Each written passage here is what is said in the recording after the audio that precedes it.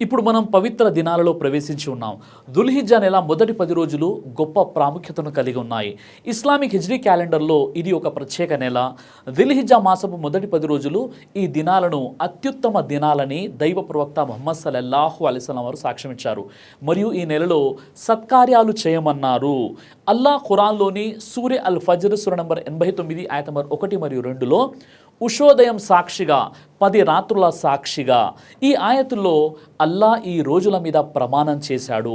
ఎంతోమంది ధార్మిక పండితుల దృష్టిలో 10 రాత్రులు అంటే దిల్హిజ్జా మాసపు మొదటి 10 రాత్రులని అర్థం. అబ్దుల్లా బిన్ అబ్బాస్ రదియల్లాహు వారి ఉల్లేఖనం ప్రకారం ప్రవక్త ముహమ్మద్ సల్లల్లాహు అలైహి వసల్లం వారు ఇలా అన్నారు: సత్కార్యాల కోసం దుల్హిజ్జా మొదటి 10 రోజులు అల్లా వద్ద ఎంతో ప్రియమైనవి. సహబాలు ఇలా అడిగారు: ఓ దైవ ప్రవక్త, అల్లాహ్ మార్గంలో జిహాద్ చేయడం కన్నా కూడానా, జిహాద్ కన్నా ప్రియమైనవా? అప్పుడు ప్రవక్త వారు అన్నారు: అల్లా మార్గంలో జిహాద్ చేయడం కూడా అంత ప్రియమైనది కాదు. కేవలం మనిషి తన ధన ప్రాణాలతో బయలుదేరి తదుపరి దేనితోనూ తిరిగి రాకపోతే తప్ప అని వివరించారు. దుల్హిజ్జా అనే పదాన్ని తీర్థయాత్ర నెల అని అనువదించవచ్చు. దుల్హిజ్జా నెలలో ముస్లింలు హజ్ చేస్తారు. ఇది ఇస్లాం యొక్క 5 మూల స్తంభాలలో ఒకటి. ఈ నెలలో స్తోమత ఉన్నటువంటి ముస్లింలు సౌదీ అరేబియాలోని మక్కాకు ప్రయాణించి హజ్ చేసి వస్తారు. హజ్ యాత్రకు వెళ్ళడానికి వయస్సు మరియు శారీరకంగా, ఆర్థికంగా మరియు ఆధ్యాత్మికంగా సామర్థ్యం ఉన్న ప్రతి ముస్లిం తన జీవిత కాలంలో కనీసం ఒక్కసారైనా దీనిని చేయాలి. అయితే హజ్ యాత్ర చేయలేని ముస్లింలకు కూడా దుల్హిజ్జా నెల మొదటి 10 రోజుల నుండి ప్రయోజనం పొందడానికి అనేక మార్గాలు ఉన్నాయి. ఉపవాసం, ఈ నెలలో మొదటి 9 రోజులు ఉపవాసం ఉండడం ప్రవక్త సున్నత్. ఉపవాసం ఉత్తమమైన ఆరాధనలలో ఒకటి. మీరు దుల్హిజ్జా నెల మొదటి 9 రోజులు ఉపవాసం ఉండలేకపోయినా కనీసం 9వ రోజు అయినా ఉపవాసం ఉండడానికి ప్రయత్నించండి. ఇది అరఫా రోజు. సంవత్సరంలో అత్యంత గొప్ప రోజు. ఈ రోజు ఉపవాసం ఉండడం వల్ల మీకు అపారమైన ప్రతిఫలాలు లభిస్తాయి. సహీ ముస్లిం హదీసు ప్రకారం ప్రవక్త వారు ఇలా అన్నారు: అరఫా దినాన ఉపవాసం ఉండడం వల్ల 2 సంవత్సరాల పాపాలు పోతాయి, గత సంవత్సరం మరియు రాబోయే సంవత్సరం.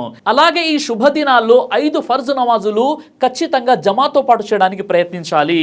మీరు 5 ఫర్జ్ నమాజులు అంటే ఫజ్ర్, జొహర్, అసర్, మగ్రిబ్ మరియు ఇషా సమయానికి జమాతో చేయకపోతే ఇప్పుడు ప్రారంభించాల్సిన సమయం ఆసన్నమైంది. ఇంకా వీలైతే మీ స్నేహితులు మరియు కుటుంబ సభ్యులతో కలిసి మీరు నమాజ్ చేయడానికి ప్రయత్నించండి. ఎందుకంటే జమాత్తో కలిసి నమాజ్ చేయడం వల్ల ఎక్కువగా ప్రతిఫలం లభిస్తుంది. బుఖారీ మరియు ముస్లిం హదీసు ప్రకారం వ్యక్తిగతంగా చేసే సలాత్ కంటే సామూహికంగా చేసే సలాత్ 27 రెట్లు ఎక్కువ పుణ్యప్రదమైనది. మీకు ఫర్జ్ నమాజులు చేసే అలవాటు ఉంటే సున్నత్ మరియు నఫీల్ నమాజులు చేయండి.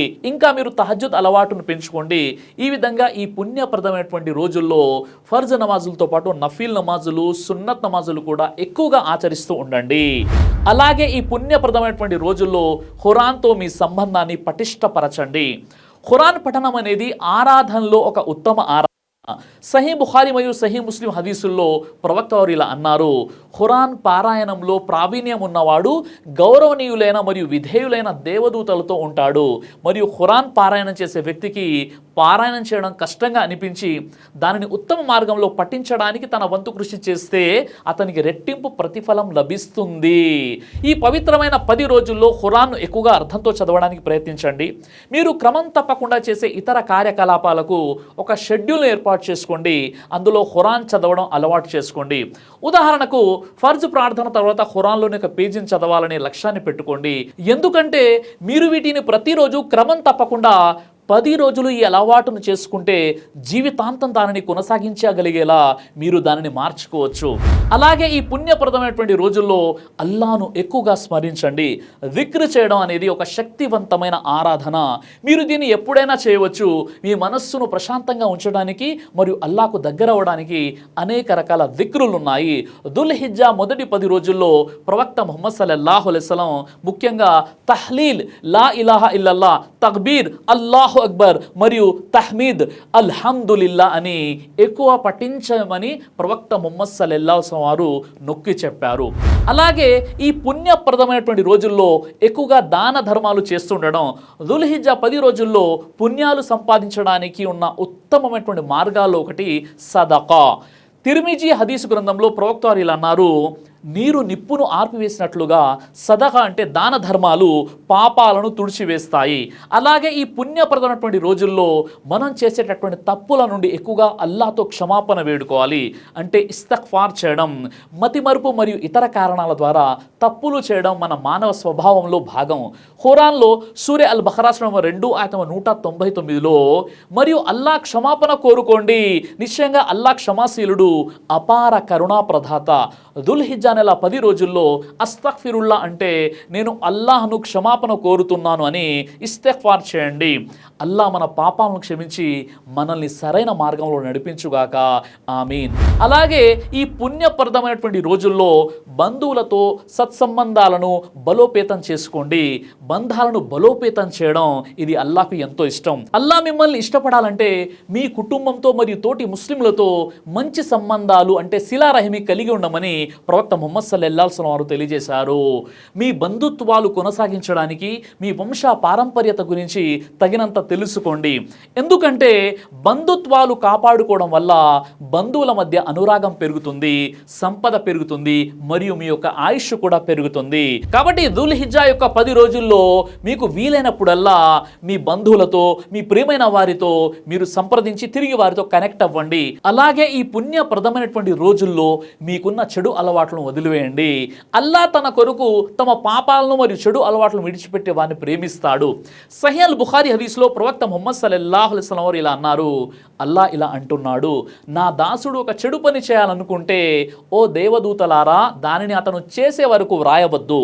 అతను దానిని చేస్తే రాయండి, కానీ అతను నా ప్రసన్నత కోసం దానిని చేయకుండా ఉంటే దానిని మంచి పనిగా అతని ఖాతాలో వ్రాయండి. ఈ విధంగా మనం అల్లాహ్ కొరకు మన కోరికలను త్యాగం చేయడం ద్వారా అల్లాహ్ ప్రసన్నతను పొందుతాము. అలాగే ఈ పుణ్యప్రదమైనటువంటి రోజుల్లో బక్రీద్ సందర్భంగా మీకు స్తోమత ఉంటే ఖచ్చితంగా ఖుర్బాన్ ఇవ్వండి. ఖుర్బాన్ ఇవ్వడంలో పిస్నారితనాన్ని వ్యవహరించకండి. తిర్మిజీ హదీసులో ప్రవక్త వారు ఇలా అన్నారు, మీరు ఖుర్బాన్ ఇచ్చే జంతువులో ఉన్న ప్రతి వెంట్రుకకు మీరు అల్లాహ్ నుండి ప్రతిఫలం పొందుతారు. ఖుర్బానీ అనేది దుల్హిజ్జా 10వ తేదీన ప్రారంభమయ్యే ఈదుల్ అదా నాడు చేసేది. ఈదుల్ అదా త్యాగాల పండుగ సమయంలో ముస్లింలు ఒక జంతువును మేక, గొర్రె, ఎద్దు, గేద లేదా ఒంటెను వధిస్తారు.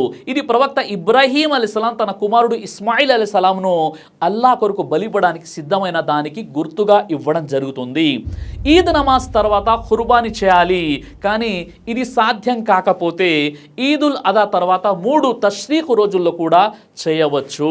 చాలామంది పండితుల అభిప్రాయం ప్రకారం అవసరాలకు మించి సంపద ఉన్న ప్రతి వివేకవంతుడైనటువంటి వయోజన ముస్లిం ఖుర్బానీ ఇవ్వాలి.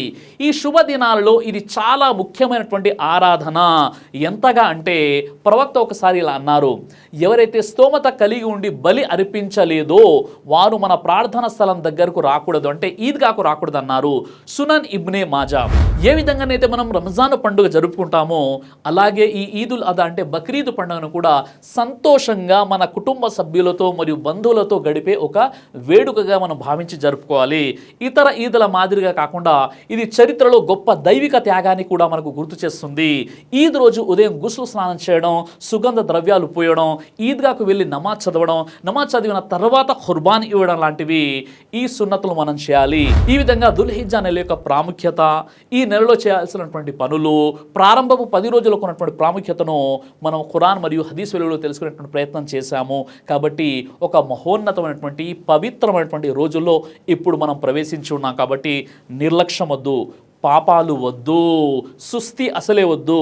మనం ఇప్పుడు ఈ 10 రోజుల్లో చేయాల్సినటువంటి పుణ్యాలను ఖురాన్ హదీస్ వెలుగులో మనం చర్చించుకున్నాం. కాబట్టి ఈ నెలలో ప్రవక్త వారు చేయమని చెప్పినటువంటి అన్ని రకాల ఆరాధనలు చేస్తూ అల్లా ప్రసన్నతను పొందేటటువంటి సద్బుద్ధిని అల్లా మీకు నాకు మనందరికీ కూడా ప్రసాదించుగాక, ఆమీన్ యా రబ్బుల్ ఆలమీన్. దైవ ప్రవక్త ముహమ్మద్ సల్లల్లాహు అలైహి వసల్లం వారు తెలియజేశారు, కడుపుకు సంబంధించినటువంటి అన్ని రకాల వ్యాధులకు అద్భుతమైనటువంటి ఔషధం తల్బీనా. ఇది దైవ ప్రవక్త వారి సున్నత్, మంచి ఆహారం, ఇమ్యూనిటీ బూస్టర్, ఇందులో షిఫా ఉంది. ఇది మంచి ఔషధంగా కూడా పనిచేస్తుంది. కాబట్టి పిల్లలు అయినా పెద్దలు అయినా ఎవరైనా దీనిని ఉపయోగించవచ్చు. అలాగే ఖురాన్లో దైవం తెలియజేశాడు, తేనెలో మీకు స్వస్థత ఉంది అని. కాబట్టి స్వచ్ఛమైన స్వచ్ఛమైనటువంటి ఫారెస్ట్ హనీ కోసం మీరు సంప్రదించండి. అలాగే పురుషుల కోసం ప్రత్యేకంగా తయారు చేయబడినటువంటి షాహీ హల్వా, ఇది లైంగిక సమస్యలను దూరం చేసి శృంగార సామర్థ్యాన్ని పెంచుతుంది, మీ దాంపత్య జీవితంలో మంచి అనుభూతినిస్తుంది. ఇందులో ఎలాంటి సైడ్ ఎఫెక్ట్స్ లేవు. ఇది కంప్లీట్గా హెర్బల్ ప్రొడక్ట్స్తో తయారు చేయబడినటువంటిది. కాబట్టి స్క్రీన్పై కనిపిస్తున్నటువంటి ఈ నెంబర్స్కి కాల్ చేసి మీరు ఇప్పుడే ఈ ప్రొడక్ట్స్ని ఆర్డర్ చేసుకోవచ్చు. కొరియర్ ఫెసిలిటీ కూడా ఉంది.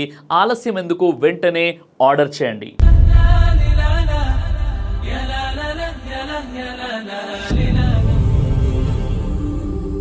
బ్రదర్ సిరాజ్ అని యూట్యూబ్ ఛానల్ని మీరు సబ్స్క్రైబ్ చేసినట్లయితే ఇన్షాల్లా దేవచిత్తం అయితే మీకు వీడియోస్ వస్తుంటాయి. అదేవిధంగా బ్రదర్ సిరాజ్ అనేటటువంటి ఫేస్బుక్ని కూడా లైక్ చేయడం వల్ల మీకు వీడియోస్ వస్తుంటాయి.